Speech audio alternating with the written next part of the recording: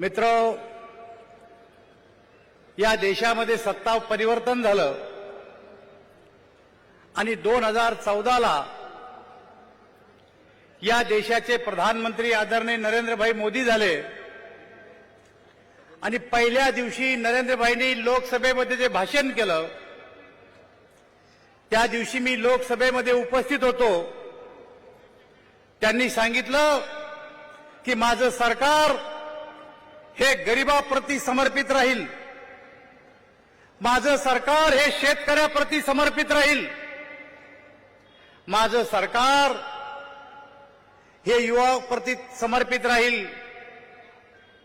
आणि मित्रो, त्यांनी गरीब कल्याणाचा अजेंडा तयार केला आणि 14 पासून तर 24 पर्यंत या देशातल्या गरीबाला सहजरित्या सामान्यपणानं इतरांच्या बरोबर जीवन कसं जगता येईल अशा प्रकारच्या योजना या देशामध्ये आणल्यात। मित्र, गरिबी हटावचा नारा तर 1971ला इंदिरा गांधींनी सुद्धा दिला होता, परंतु 71 पासून तर 2014 पर्यंत आमची गरिबी हटल या आशेवर काँग्रेसला आपण सर्वांनी मतदान केलं, पण 2014 पर्यंत आपली गरिबी हटली नाही। तेव्हा या देशातले सारे गरीब एकत्र आले आणि आपल्या देशाचा प्रधानमंत्री हा गरीबातला प्रधानमंत्री केला। खरं तर मोदीजी हे आपल्या गरीबातले प्रधानमंत्री आहे, परंतु मोदीजी प्रधानमंत्री झाल्याच्या नंतर काही लोकांना असं वाटत होतं की माझे वडील प्रधानमंत्री होते, माझी आजी प्रधानमंत्री होती, प्रधानमंत्री होण्याचा अधिकार तर आमचा होता, परंतु हे प्रधानमंत्री झाले कसे? आणि मग 2014 पासून तर आतापर्यंत मोदीजीच्या विरोधात सगळ्यांना एकत्र करून मोदीजीचा नारा, मोदीजीचा हटावचा नारा या सगळ्या लोकांनी द्यायला सुरुवात केली।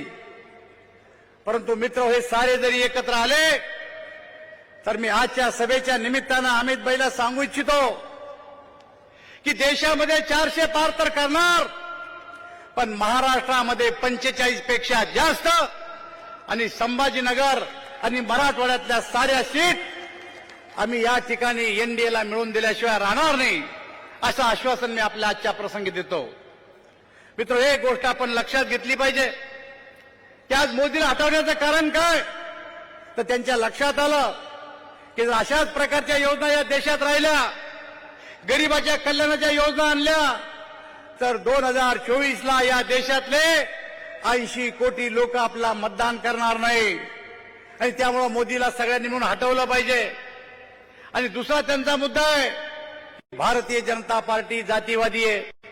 मी फक्त आपल्याला एकच आठवण करून देऊ इच्छितो की आम्हाला जातीवादी म्हणतं कोण?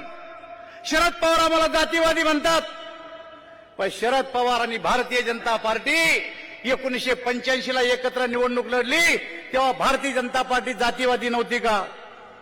आम्हाला जातीवादी कोण म्हणतंय? ममता बॅनर्जी। पण ममता बॅनर्जी अटल बिहारी वाजपेयीच्या मंत्रिमंडळामध्ये रेल्वे मंत्री होत्या तेव्हा भारतीय जनता पार्टी जातीवादी नव्हती का? आम्हाला जातीवादी म्हणतं कोण? फारुख अब्दुल्ला। पण अटल बिहारी वाजपेयीच्या मंत्रिमंडळामध्ये उमर अब्दुल्ला हे मंत्री होते तेव्हा भारतीय जनता पार्टी जातीवादी नव्हती का? मित्रो, आज जे जातीवादी भारतीय जनता पार्टीला म्हणतात ते सारे आमच्या पंक्तीत जेवून जायले, सगळ्यांचे तोंड खरकटे, वाढायला मी होतो त्या टायमाला। आणि म्हणून मित्र, यांना आम्हाला म्हणायचा काही अधिकार नाही, जातीवादी म्हणण्याचा काही अधिकार नाही। मी फक्त आजच्या सभेच्या निमित्त आपल्या आग्रहाची विनंती करणार आहे की या देशाचे प्रधानमंत्री पुन्हा नरेंद्रभाई मोदी होणार आहे, यामध्ये कवडीची शंका मला। धन्यवाद।